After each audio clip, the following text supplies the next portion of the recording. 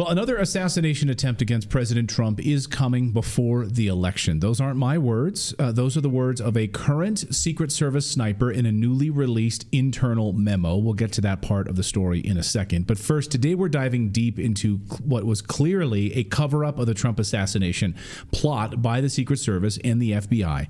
What if I told you that the Secret Service, a once revered institution, was supposed to hold them up in such high regard, tasked with the protection of our nation's highest leaders, is officially entrenched in a cover-up. We're seeing it as clear as day right now. Would that surprise you at all that they're involved in this cover-up? Let us know in the comments. What if I also told you that the FBI, another cornerstone of America's security apparatus, is knowingly spinning a total lie by omission and a narrative that they're trying to put forth to shield the truth, maybe trying to protect the Secret Service in this? Would that surprise you to know that we know, of course, all of this? We know that Director James Comey were directly involved in exonerating Hillary Clinton before they even had completed the investigation into Hillary Clinton and her email server. How do you do that? How do you collude with Democrats to push a fake Steele dossier in order to keep Trump from becoming president? That's a fact. So we know the track record of the FBI. Well, the FBI just lied by omission right to the United States Senate in front of Congress. We'll get to that part in a second. But first, new evidence today that we want to get to has surfaced that shatters this official story about the attempted assassination of former President Donald Trump. So let's start with the stunning video evidence here. This is the brand new video evidence that Fox News has obtained from an eyewitness that shows Crooks, the shooter, pulling himself up onto the roof, then running across it moments before the gunfire.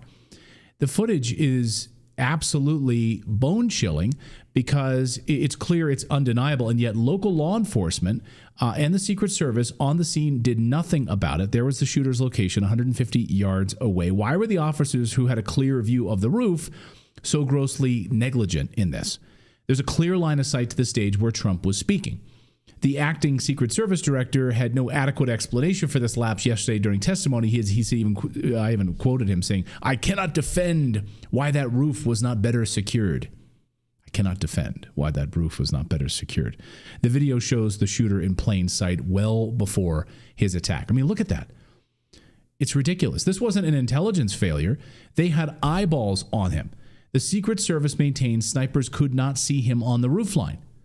I could see him on the roofline. The Secret Service couldn't see him on the roofline? Maybe they were very engaged in Trump's speech. They just forgot why they were there. They were looking at his immigration chart up on the screen. They were so enthralled by it. Wow, that guy's dropping truth bombs. And just think, their eyes are trained. Like, they are highly trained to see anomalies, like to see things that don't look normal in a crowd.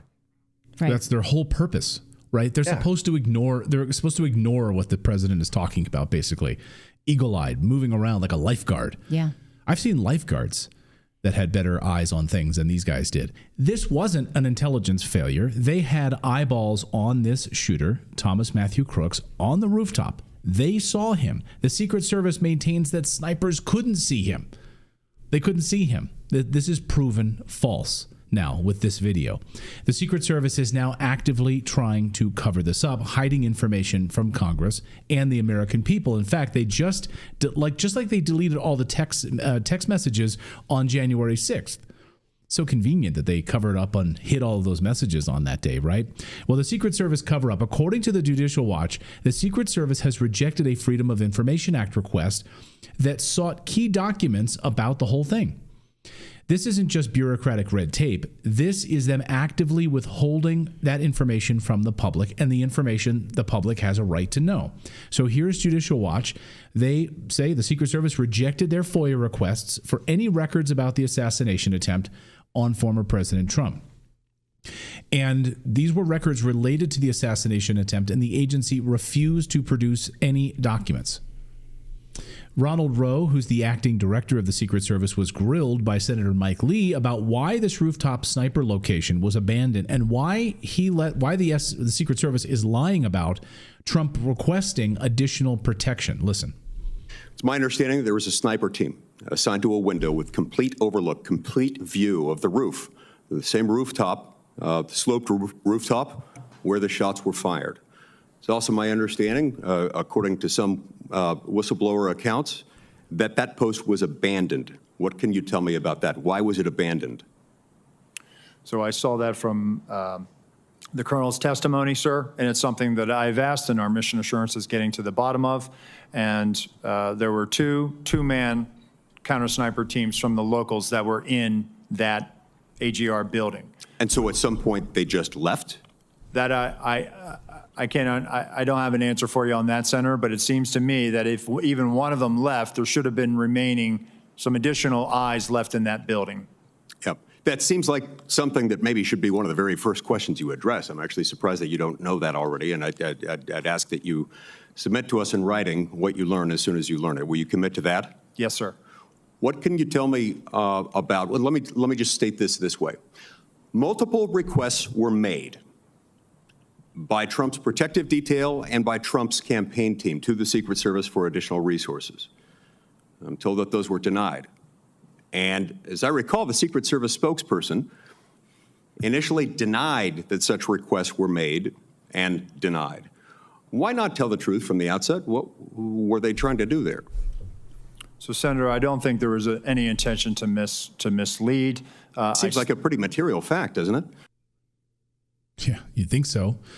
Rowe testified before the Senate committee yesterday, admitting that local law enforcement officers had spotted the shooter, Thomas Matthew Crooks, on the roof where he eventually opened fire. So they're saying, wait a minute, the local law enforcement spotted the guy.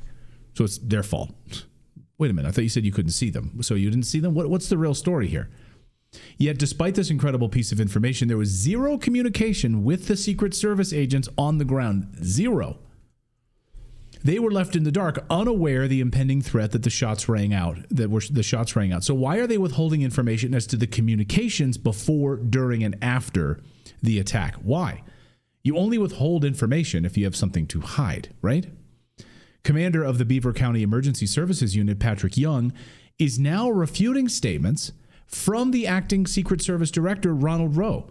Responding to his messages yesterday, saying who testified before the Senate, Young says his local snipers were never directed to guard the location of that the Secret Service claims. Listen. Secret Service, he showed a window that was maybe there. Right here, exactly, looking out to the roof. No, that's not where we were assigned. We were assigned over here in those first two windows. So he's wrong about the assignment. Absolutely. Okay. So anybody write that down anywhere? I mean, it's unbelievable. How did such colossal failures even happen in the first place? Why are they withholding this information that could show us stand down orders and more? Also, a Secret Service agent has come forward in a new memo that's been circulating among Secret Service staff. He says there will be another attempt to kill Trump before the November election. And he says that could come as early as September. Real Clear Politics got the memo and interviewed the sniper, withholding his name so that he's not gone after by his superior officers. Here's Real Clear Politics. A Secret Service counter sniper who called for the firing or resignations of all top agency leaders in a scathing email confirmed to colleagues Monday night that he meant to send the missive to every employee on the agency's uniform division.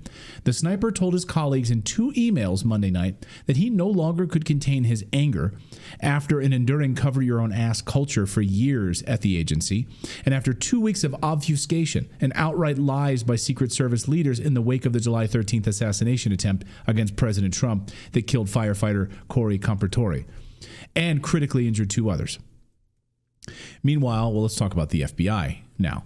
The Secret Service grappled with their internal failings. The FBI was busy crafting a narrative that conveniently fit a political agenda. I mean, I can read it no other way because it's lying by omission, right? The FBI said during the hearing that Crooks harbored far-right extremist views, and he was anti-Semitic, and he was anti-immigrant. Oh, listen.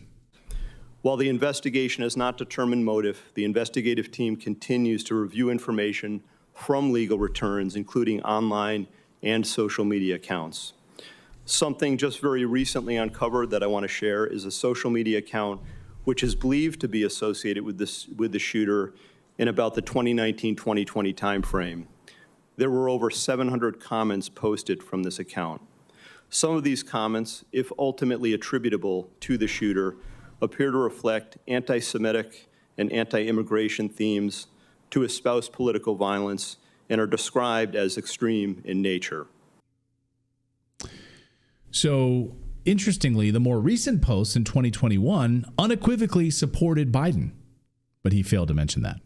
Left that part out. That's lying by omission, right? Here's the kicker.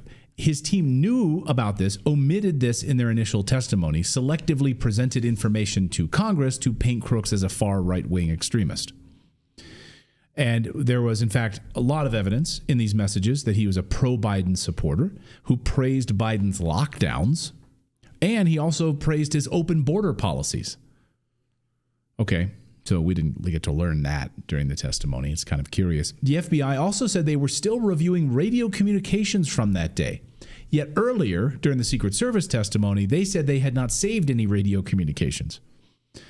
So how are you reviewing radio communications the Secret Service says they don't have access to or they're deleted? A lot of questions from the Secret Service and the FBI and this new vantage point of this new video of the shooter from this new vantage point. In addition to which, Patrick Young and the local law enforcement, who are clearly being thrown under the bus, we're led to believe they were in charge of this roof. And that's what the Secret Service is saying. Yet they never had any meetings about the roof. They never had any communications with them, even after they identified the shooter and they saw him walking across the roof. Cover up? I'd like to learn more about this upcoming assassination plot that the Secret Service knows about. And of course, I've maintained on this show, sadly, that they're never going to let President Trump become president of the United States again. And they're going to do everything in their power to keep it from happening. Whether you like the guy or not. Like, that's exactly what's happening right now.